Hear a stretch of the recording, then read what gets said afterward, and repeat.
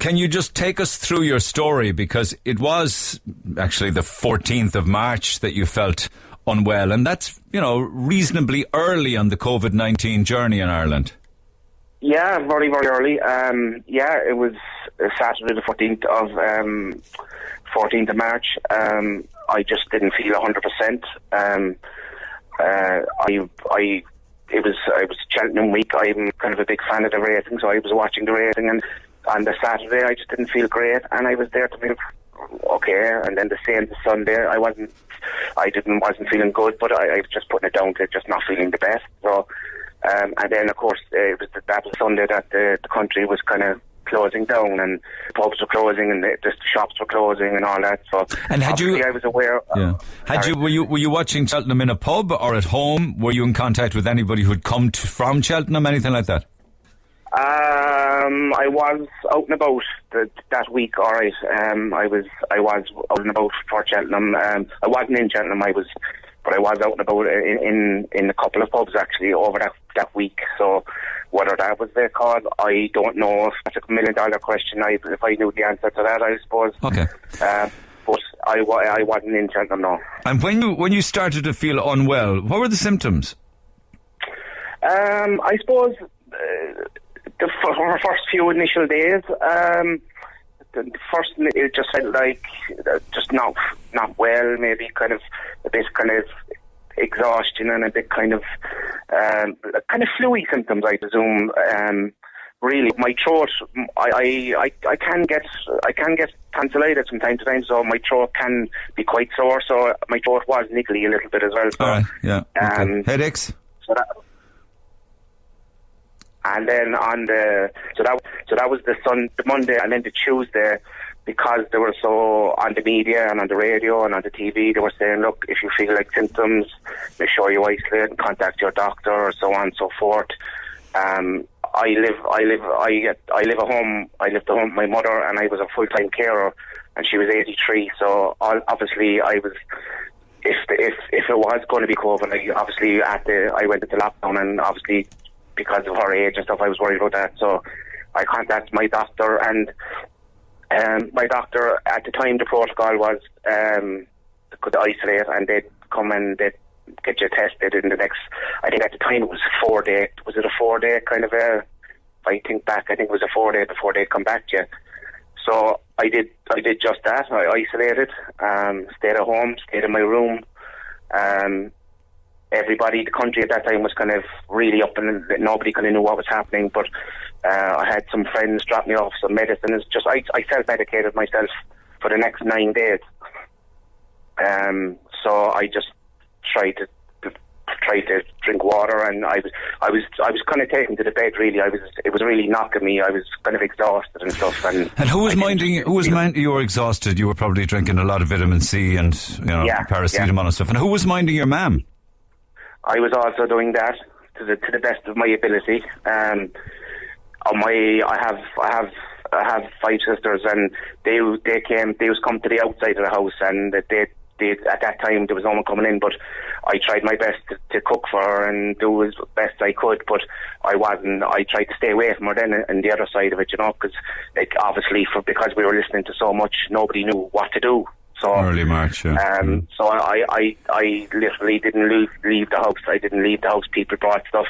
My sisters brought food. I didn't leave the house. I literally stayed in my bedroom toilet. That was about it, By the time you got to day 10, how are you feeling? I woke up on the Tuesday morning, which would have been day 10, and felt like there was someone sitting on my chest.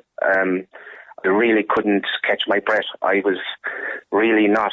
I was coherent and everything, but it just felt like there was a weight on my chest, and felt like my throat was all just. I couldn't breathe. I literally couldn't catch my breath.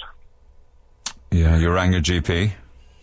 Yeah, I actually rang a sister of mine first, and she said to me, because in all this time, I hadn't heard back about the test. In that 10-day period, I hadn't heard back about the test at the time. In the sense that you hadn't got a result, positive or negative, yeah? Oh, I hadn't even gone for the test. I was waiting for this phone call to go for the test back then. Oh, and it didn't happen. 10 days later, still no test? Still no test. No. I forgot about that. I had strong symptoms at the time, so still no test. No. So you rang your sister, but I know you did ring your GP, didn't you? Well, I literally rang my sister, and she knew by my voice. She said, "You're not well. Ring your GP." So I literally hung up from her, and then I rang my GP straight after, and who I have a very good relationship with. I'm with her 12 years, and so she knows me well. So she knows who I am and everything about me. So when I contacted her, she rang me back. At the time, they were working from home, so you leave your number and they ring you back. So she rang me maybe 15 minutes later, and I just started talking to her, and she said, okay, she knew by my voice, and she said, could you just do one thing for me? She said, would you mind count to 30 for me, she said, and I'll be able to judge from that with my breath and whatever. And I literally got to maybe 3, 4, and she said, okay, she says, get ready, there's an ambulance on the way. She says, you're not well. She says, I can hear by your throat there's something seriously wrong. Don't take anything with me, because if it's COVID, they'll be incinerate everything. She said, you can take a phone for contact, but she said, I'll send one straight away. So ambulance picked you up, took you to the Mercy, where you became the first person with coronavirus in that hospital. That is correct, yeah. Even from the very start, it was quite scary, because there was 2 ambulances turn up at that time again, because it was so fresh and so new. One is a COVID ambulance and one was a normal ambulance. So if you picture the scene, like, there was 2 ambulances outside my front door. I was here at this time. My sisters had turned up outside. My mother was inside her room looking. So it was quite dramatic from the very offset, because I was all of a sudden like the person that nobody wanted to be around, I know, but this... Let me ask a question that will be relevant to a little later in our conversation. Did you say goodbye to your mother, or did you have a conversation with her before you left the house? I wasn't well enough to have a conversation, really, but I just kind of gave her a kind of salute with my eyes because when the chap came in to my house that was fully suited and booted, obviously he put the mask on me, and he put I had PPE on me before I even left my house, so I just kind of said good luck to her. But it would be slightly different if I knew now what I do know. I would have probably played things slightly different.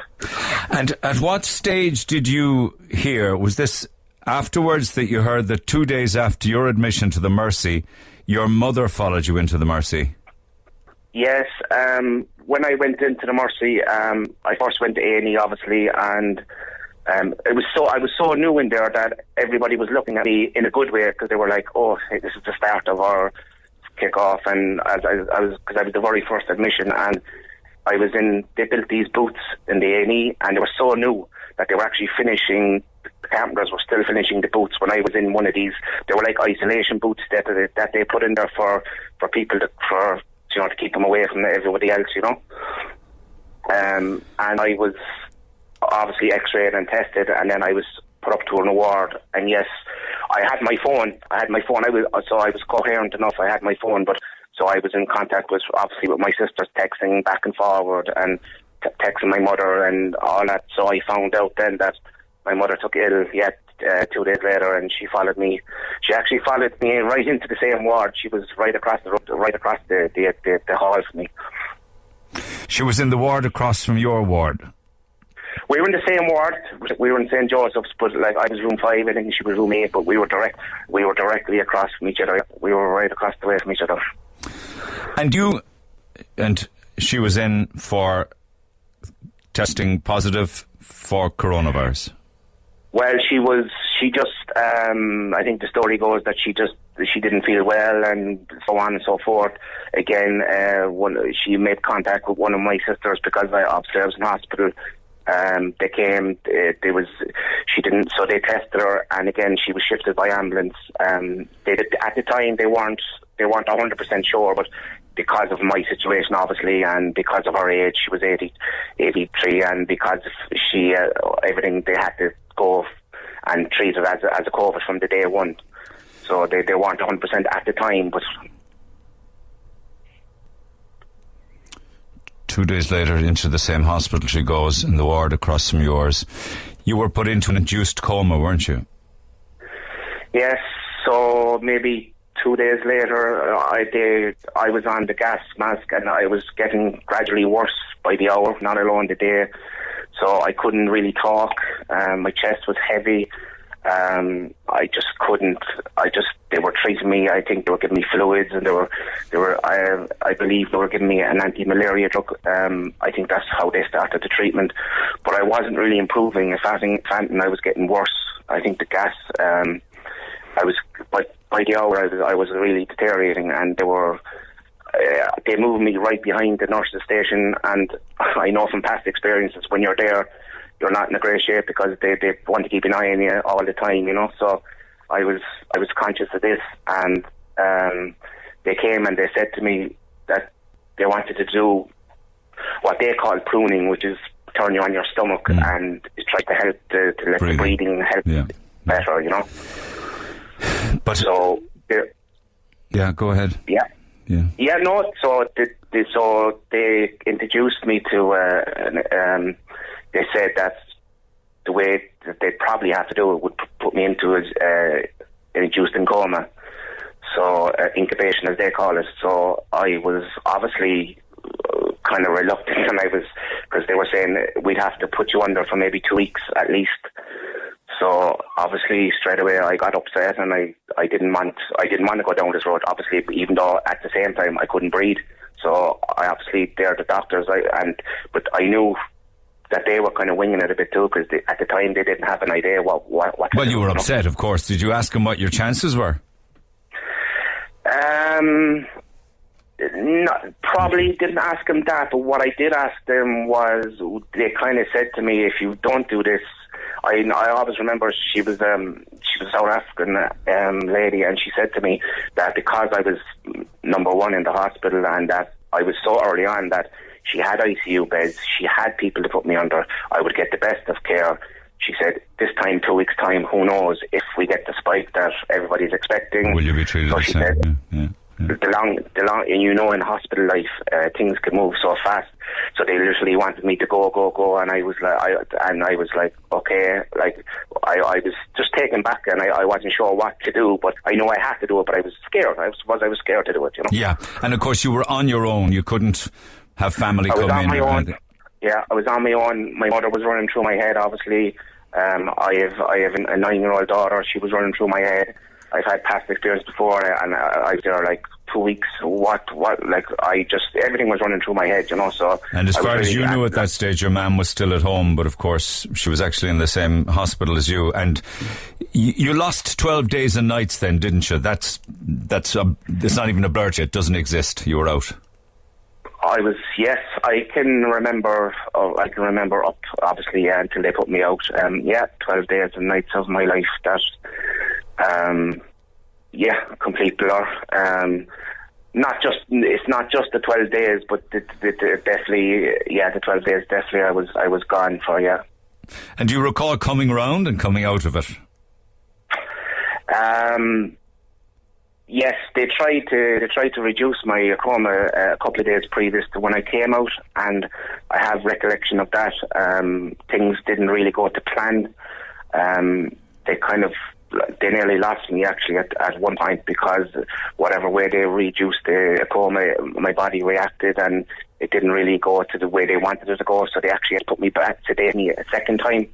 So I went back under then again for another 3 days, I think. Yeah, I think one of the problems, I'm not a medical man, but certainly watching the pandemic show on RT, there's a big worry about organ failure and things like that, yes. and a drop in body temperature, you know. And on the 7th of April, you were successfully taken out of the coma.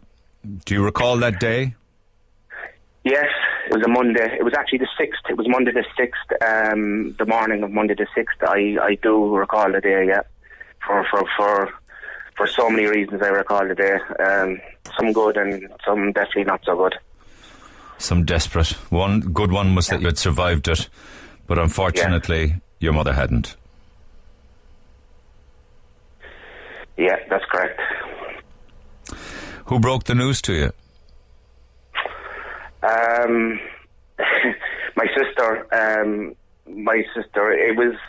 I came around, and apparently I was asking for my daughter, and I was asking for my mother. My sister had because my phone was turned off, obviously, so they needed to get my phone on for someone to video call me because my sister wanted to tell me, obviously, we'd be quite close, and she obviously didn't want to come in from anyone but a family member, you know. So I was asking, but they were having trouble with my PIN, with my PIN on my phone, and my nurse at the time, it was a male nurse, and he was asking me, and obviously because of the meds, and I was a bit all over the place. I was a bit confused myself because I think that's part and parcel of it. So it took a while, but we got there, and my sister video called me then. Because you couldn't have anybody in the hospital, so your sister on a screen had to tell you the terrible news. Yeah, that is exactly the way it went. There was 2 nurses in the room, and my sister was on the other side of the phone, on this video call. And yeah, I relived it quite a bit. It wasn't a very pleasant time in my life. Oh my God, man, that is just so awful. She died 4 days before you came out of coma, and forgive me now, but it was coronavirus that took her, wasn't it? 100%, yeah. 100%. What about her funeral, her removal? Who was at it? You certainly weren't. No, I won't, and I'll forever take it to my own grave that I was never at my mother's funeral and I was so close, but yet so far as in distance-wise, you know.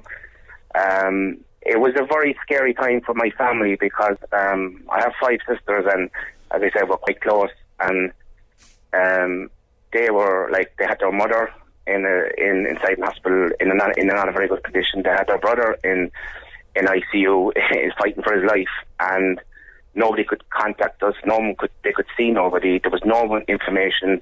They could not visit the hospital. The funeral, I know now because I've been told, obviously, the funeral was so surreal for all my family. It was, at the time, it was the whole 8 or 10 people were allowed to go. I have a lot of nieces and nephews. All that, it was all stopped. My mother, in fact, she died on the 2nd of April. I think it was a Thursday morning, and she was actually in Kilcully and all. I think it was 26 or 27 hours later. Nobody ever saw my mother again. So she literally left the hospital in an enclosed coffin. My sisters never saw her. Nobody ever saw my mother ever again. Was anybody with her when she passed away, Ian? That is a question that I'd like to know. There was no family with her, if that's you're asking, but there was obviously nurses there because a few of them had spoke to me in later on because they obviously knew my situation and knew my mother from being in the hospital. So there was certainly staff with her, but no family member, no. It's just so tragic, you know, on a grand scale of tragedy. And it's horrific for my family because it's one that they can't, because like that, like I left my home that morning, and I have never seen my mother again, you know. Misfortune. And how do you feel in your head? I mean, it's a difficult question for me to ask, but you're an intelligent guy. Is there any feeling that it was because that you got it that she got it? Well, who knows? Who knows? I mean, I'm not saying that with any amount of certainty, but I'm just asking the question. Yeah, she gives to me, did I give to her? Where did it come from? Who knows? Well, that's the $1 million question. It's something, obviously, that I have to deal with myself. Oh, for God's sake, that's just terrible. And, like, who knows? But, like, it's the situation, like, and as the way things are at the moment, because I turn on the television, I turn on the radio, I pick up my phone, I go to my local shop. It's around me. It's taken over my life because you can't get away from coronavirus at the moment. And it frustrates me sometimes when I hear some of the stuff on the radio and stuff, because yes, my journey was horrific. Yes, I almost died. Yes, my mother died. But I also know of people that have known, because you have even said many a time yourself on your own radio, that you know nobody, and so people think it's a myth, and it's far from a myth. I can guarantee you that. No, and that's why it was important that you spoke to say, no, this is not a myth, or it's not over, or it's not a conspiracy theory, or it's not Big Brother stuff. It's real. Just look at my story. That's what you'd be saying, you know. Yeah, very, very real. Really, really real, and that's why it runs. It's like, and my recovery, because from incubation and from all that, which I didn't know at the time. Physical, even like when I woke on the Monday, I couldn't walk. I couldn't go to the toilet. The Mercy had to teach me how to walk again, which sounds ridiculous. No, I hear that the rehab is very slow. You know. Yeah. Your daughter must have been so relieved, though. I mean, that her daddy was back. Yeah, she's my world, as you can imagine. Like all kids are, but she's I think I aged her a bit because she was the last person I rang before I actually went under, because I wanted to speak to her for obvious reasons, and I think obviously she was upset, but and then for the 2 weeks that nobody knew what was happening, so she didn't know. No one knew. My sisters kept them informed, but like my sister would ring every day and ask how was I, but you're only getting information over a phone. And what do you actually say to a 9-year-old daughter when you're going to be put into a coma for 2 weeks? What do you say? Basically, I told her I loved her and that I was sick, and that I had to go and do this to get better, and she understood to a certain extent. Obviously she was crying and upset, like myself, but no, I couldn't say any more to her. In hindsight as well, I was made so cough for breath, I couldn't, my speech was a bit, I'd say she obviously got a big fright, yeah. In hindsight, would you have said more, are you saying? I probably should have, because maybe I took it, even at that stage, didn't realise how serious. That's hindsight. How sick I was. That's hindsight. Yeah. Yeah. Have you visited your mum's grave?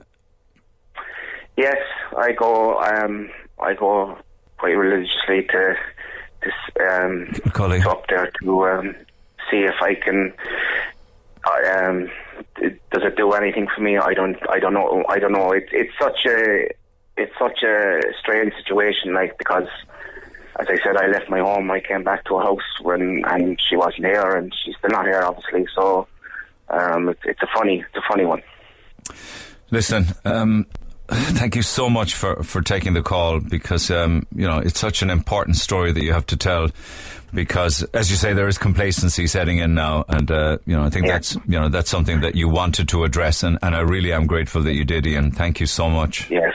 Before I go, can I just thank somebody? Absolutely, you have the floor. First and foremost, I want to thank my family and my close friends who, when I came out of hospital, first looked after me and still do. And I'd love to thank the Mercy Hospital from the deepest part of my heart, because I know they do get recognition, but what they did for me, from the cleaners from the nurses to the doctors, and a special thanks to the ICU nurses, because if it wasn't for them, male and female, I wouldn't be here today physically, but I definitely wouldn't be here mentally, because the way they keep you motivated and they keep you upbeat, and they're having horrific days themselves, and they keep everybody's morale so high, and they keep you going. It's an absolute credit to them. You could not thank these people enough. And of course, at the time, they were going into the unknown. You were the first patient. They didn't know. There could have been thousands like you, and yet they still did their job so professionally. 100%, and done it so professionally, and were so upbeat, and kept you morale, and keep your spirits going. And I couldn't thank them enough. I've said this to people already. I was in such a horrific situation, but I got the best care and the best of everything, and they were so good. I'd just forever be in their debt. Are you very cautious now as you go about your business and go out and about with regards to COVID-19 and masks and physical distancing? Even though I have probably antibodies built up now at this stage, but it's still a situation that could be a second string of it. It could be another strain of it.